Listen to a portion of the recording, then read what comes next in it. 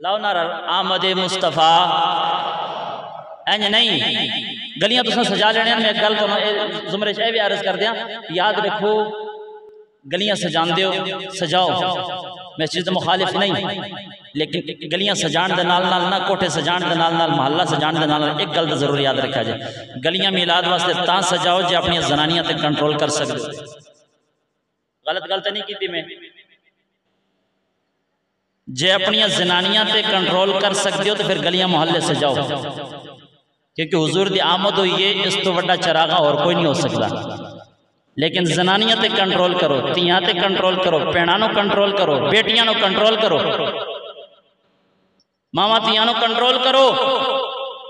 1 रबीउल अव्वल से लेकर 12 रबीउल अव्वल तक गलियां मोहल्ले सज जाते हैं और रात दिन माएँ बहनें बेटियां तमाशा देखने के लिए गलियों में निकल जाती हैं। अजनबी मर्द भी होते हैं, फिर उसे शोभदेबाज लोग भी होते हैं। माओ बहनों बेटियों की इज्जतों को खुद अपने हाथों से तार तार न करो, गलियां जरूर सजाओ, पर इस तरफ भी जरा तवज्जो देने की जरूरत है।